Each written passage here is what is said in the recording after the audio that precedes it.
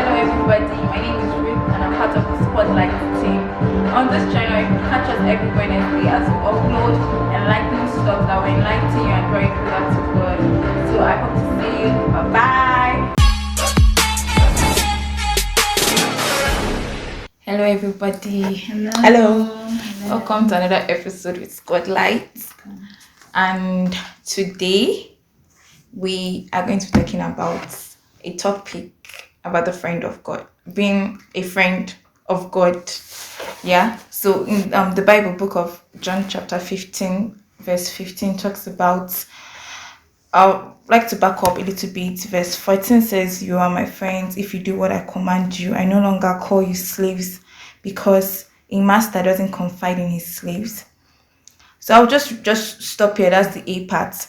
So he said, "I no longer call you slaves, because you people are now my friends. Now you are my friends, since I've told you everything the Father told me." So my question basically today, which our beloved sisters, which have been previously introduced, to help us to answer this question is, what does it mean to be a friend of God? What are the criteria? He said, "I no longer call you slaves," but these are disciples that have been with him since the beginning of his ministry when he chose them.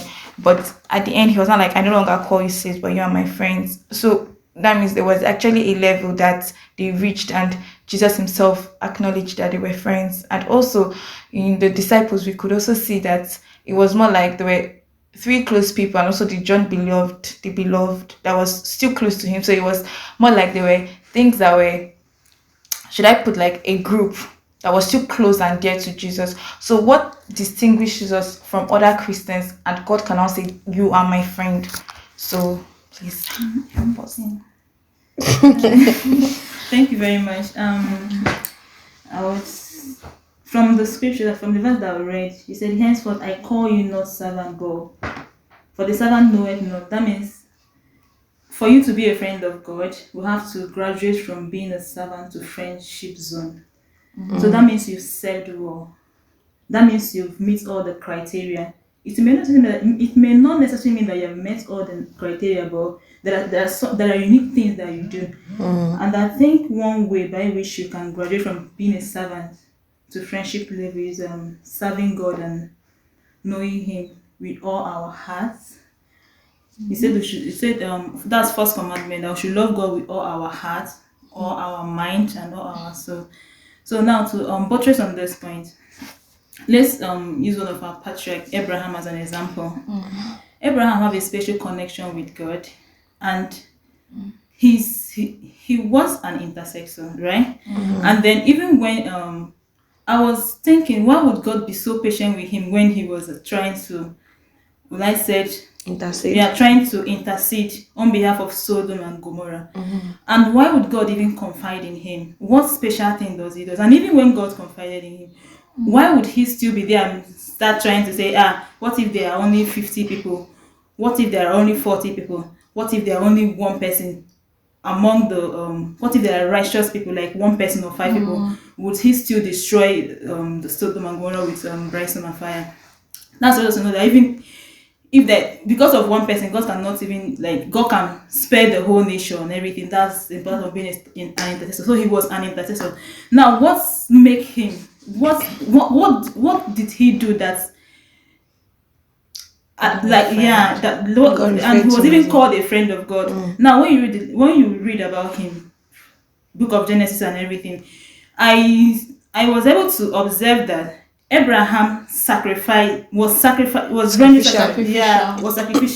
Even before the law came, he started doing it without even waiting for the law and everything. He also do what he's supposed to do at the right time and everything. And when God ordered him, not really ordered him, when God told him to sacrifice his son and everything, when God told him to leave his father's land, he moved along with his family.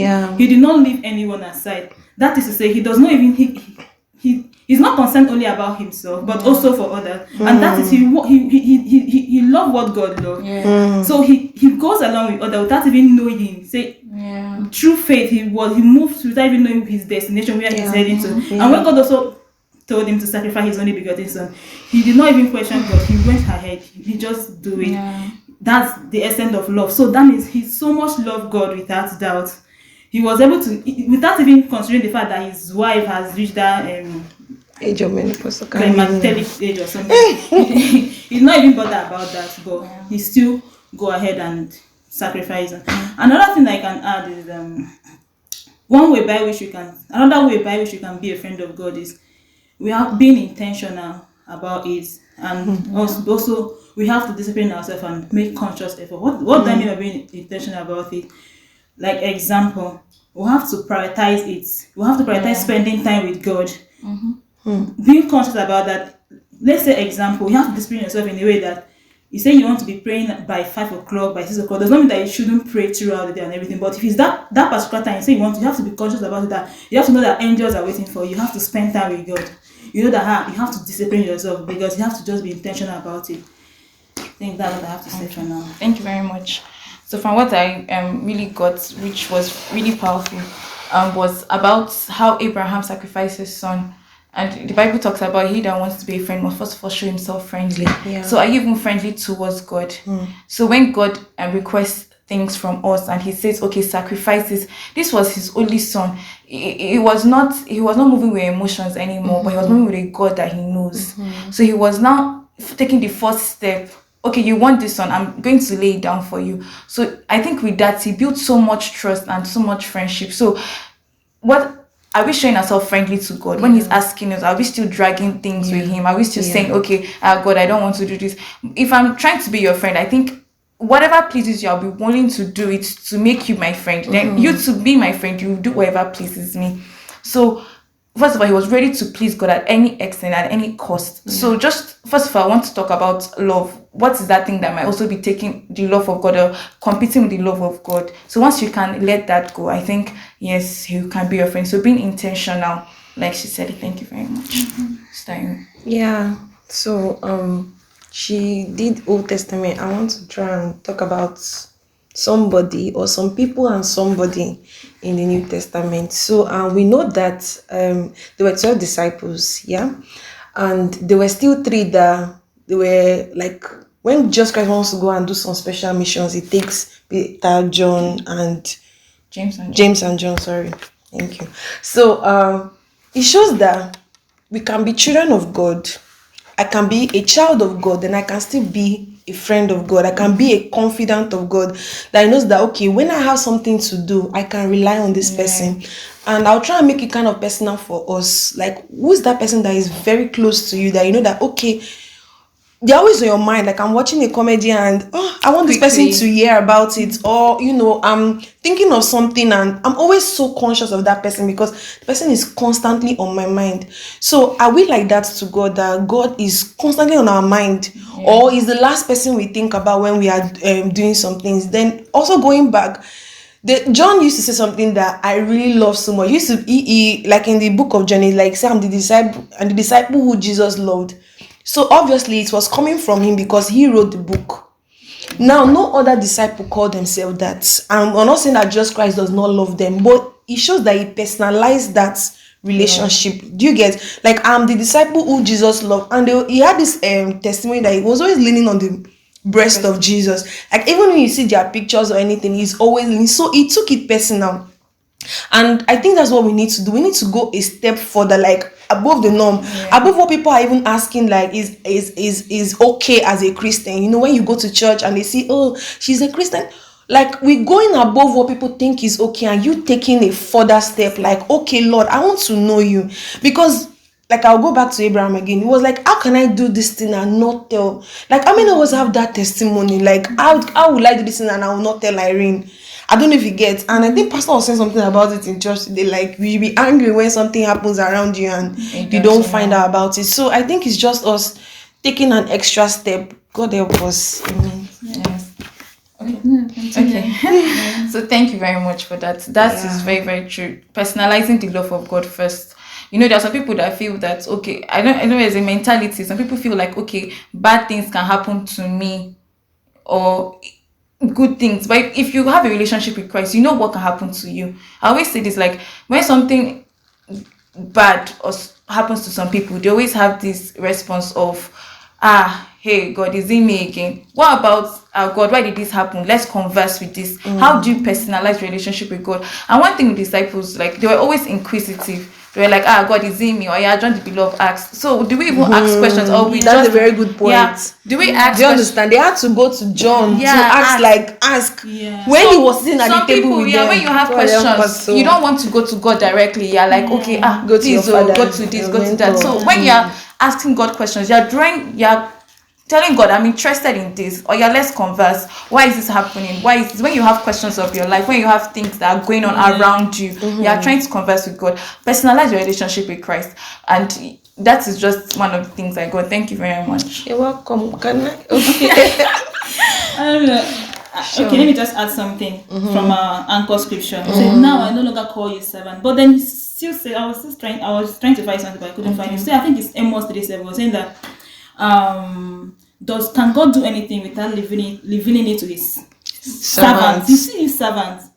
He used prophet and servant. We're talking about servant. So that means you can be a servant of God and also a friend of God. Of Yes, course. So when we talk about servant, Or you cannot be a friend without being a being a servant. yeah. So you have to serve well. You can still be there serving God. He wouldn't leave you anything to you because you're not serving well, because your heart is not open, because you are not giving all. And I think another thing about this servanthood is, what are you also, if he keeps on telling you things and you're not doing anything about it, what will happen? So this thing is actually call of this thing, should I say, responsibility. Yeah. So even as much as you're saying, okay, I just want to be your friend, it's not friendship to just say gossip or something like that, but it's a friendship to call of responsibility. Because when God has a burden to do, or he has something to tell you, he's expecting a reaction from you. So if he keeps on telling you something and you're not ready to doing anything, Then why will I keep? Yes, it will hurt his feeling, and he will distance himself. So To him, as much much as is given. No, it's not much. Sorry. who much is given, much is expected. That's it.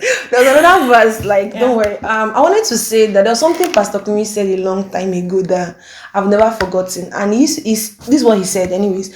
Like, who you are as an individual, to the people around you, and to yourself, is who you will be to God. And what I mean is, like, we are in relationships with people around us, and sometimes they tell us some things like, you're like this, so you're like this, so you're like that. That is how you will be. Yeah. Unconsciously to God. If, for example, like, I'm not a good friend, or I have this I don't know what example to give. Maybe I don't know how to explain it, but like, whatever character of yours that you know that is either good or bad, you portray it to God. And sometimes we will think like, God is God, is love and everything, but we are still different before him. Do you get? Initially, it could be conscious, like it being that you have disciplined yourself, but initially it can make that conscious effort. But as time goes on, you notice that it's now unconscious. If like it being that you've said, okay, you're intentional about it, like you want to be free, just like I want to know you better, right? I have to call you, I have to spend time with you. That's intentional. That's being conscious about it. Irene is my friend and I want to know about her. So we have to be conscious at first, but as time goes on, you see that God just wants us to step out, then she will take over. Immediately that time, sometimes Holy Spirit will wake you up. But that's not what I meant per se. What I'm saying is, like, for example, if I'm someone that doesn't listen, right? If I'm someone that, when things come in, I understand some, I don't understand some. If I'm someone that is aggressive, let me just put like someone that doesn't listen. Unconsciously, you are doing it to the word of God. That means sometimes you hear some things, you see it, and then some things you don't say it. Or you are someone that at least, maybe you are kind of funny. What I mean is, like, to your friends, you show two sides of yourself. You show two sides to God. That's what I'm just trying to say. Like, we should work on ourselves, be better, so that at least our character and everything. To work in yourself is actually in the presence of God. So not because maybe you feel like, okay, you're corny, you're aggressive, you now try to hide yourself. Your solution is in the presence of God. God. I'll just hide anything from God. I would just like to add, like, friendship comes with price of time. If I want to be your friend, I have to give you time. Spend time. I have to be intentional. I have to give you time of calling you, of checking up on you. True. And whatever you're doing, your investment has to come with time. So how much time do you even give God during the day? And it must not be specific, like, okay, this is just my, but throughout the day, you're always thinking about him, he's on your mind. You're giving him time, you're acknowledging him in your spirit. So thank you. I think we've come to the end of today's talk show. Thank you for listening. Thank you. We hope you are blessed. Yes. So Yeah. So I'll just like to add question of the week. Okay. So I know people feel that I've heard some people, some Christians say that there's nothing wrong with listening to worldly songs, because you know there are different kind of worldly songs. There are worldly songs of inspiration, there are of worldly love. of love, and you know, just friend to Feel friend good, love. yeah. Even married, Feel like- like when yeah, I get married, yeah, it's love songs too, yeah, and I of just want to. course. So what's your take Opinion. on Yeah, what's that? your opinion? Do you think that Christians should stick Listen. strictly on Sometimes yeah when I'm solely feeling on bad, can I listen to it? yeah You should know, I if I need motivation. yeah should I stay strictly on just gospel, Gospel or yeah, like I can, when I need motivation I can just quickly go to the worldly songs and listen to motivational song when I'm sad, you know. So what's your take on it? Please let us know. Let us Thank know you. everything about it. Yeah. Please Thank you. also like, share, and Yeah, don't subscribe. forget to like, share, and subscribe. Bye. Bye.